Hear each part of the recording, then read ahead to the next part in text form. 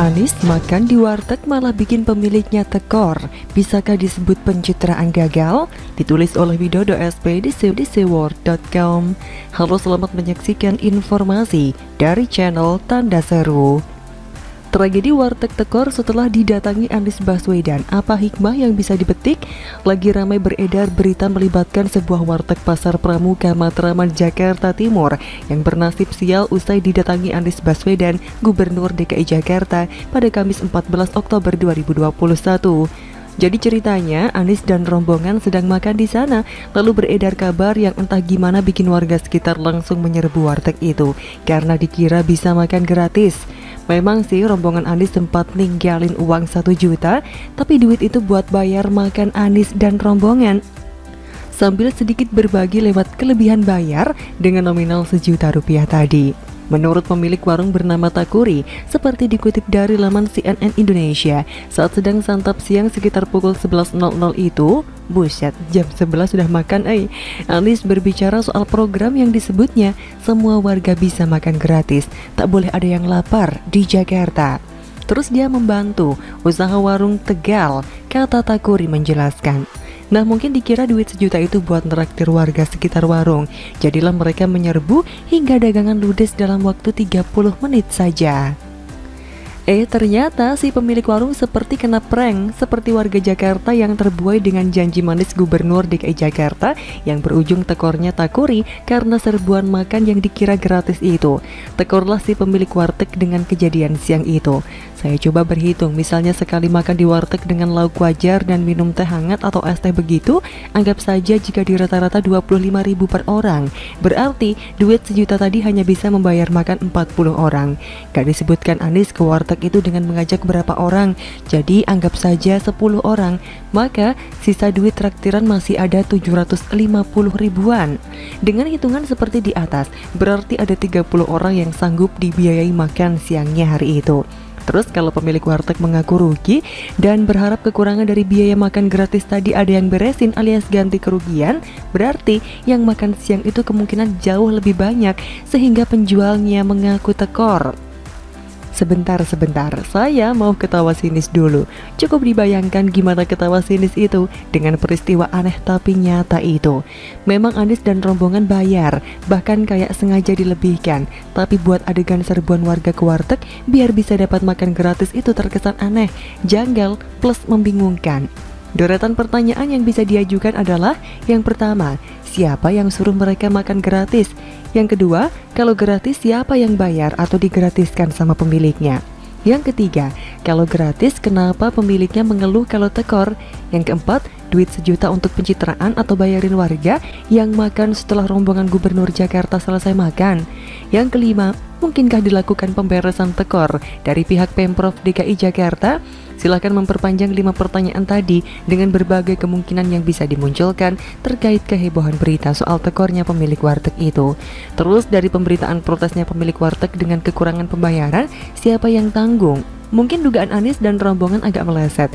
Semula mereka mungkin berpikir, mungkin loh ya, kalau dikasih 1 juta mungkin seneng, kalau kurang ya diikhlaskan saja. Karena sudah bagus gubernur yang mendapat predikat khusus dari algoritma Google sudi mampir di warteg, makan di sana, dan ninggalin uang 1 juta lagi. Kalau akhirnya jadi tekor, mungkin dipikir sama rombongan itu, ya itu bukanlah urusan kami. Gini, 1 juta mungkin cukup sih kalau makan di warteg buat 100 orang atau malah 1.000 orang sekalian. Gampang, caranya begini, suruh rombongan orang terhormat itu datang lagi, makan besar, dan bawa banyak jurnalis. Terus pas mereka makan bareng, yang 1.000-an orang itu suruh lihat foto-foto atau tepuk tangan. Pasti cukup kok, tapi urusan kenyang ya pikir saja sendiri. Akhirnya semoga pemilik warteg bisa mendapat kompensasi ya, bisa dari ketua paguyuban warteg, dari artis atau malah netizen yang bersimpati dengan membuka layanan donasi secara dadakan. Kalau ada yang galang donasi, saya ikutan deh. Gimana menurut Anda? Benarkah jika ada orang berkata bahwa kehadiran Anies Baswedan di warteg itu sebagai musibah alih-alih membawa berkah? Apakah peristiwa di atas bisa disebut pencitraan yang gagal? Begitulah kura-kura. Bagaimana menurut Anda?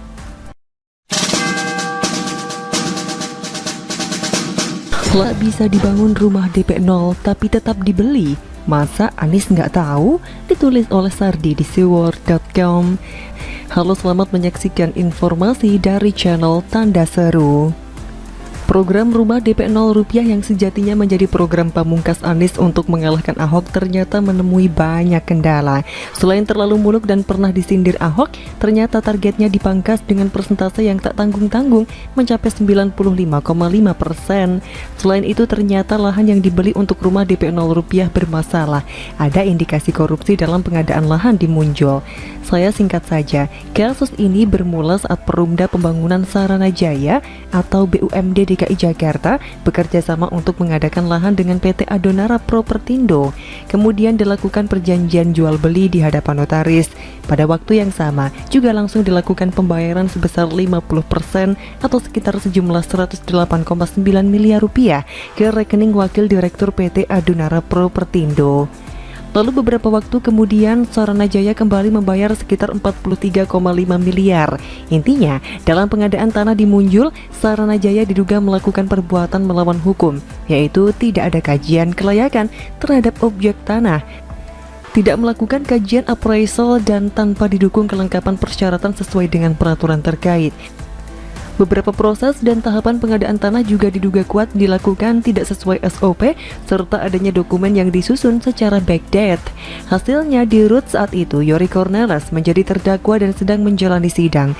Menurut Jaksa KPK, hasil kesimpulan konsultan tanah atas lahan Munjul, ternyata tanah tersebut tidak bisa digunakan untuk program hunian DP 0 rupiah. Tapi Yori Cornelis tetap membeli lahan itu dan diperuntukkan buat program rumah DP 0 rupiah.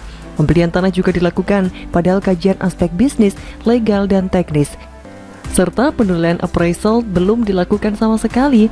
Sementara itu, tim investasi Perumda Pembangunan Saranajaya atau PPSJ mengatakan 73% lahan di Munjul itu berada dalam zona hijau rekreasi sehingga tidak sesuai dengan peruntukan.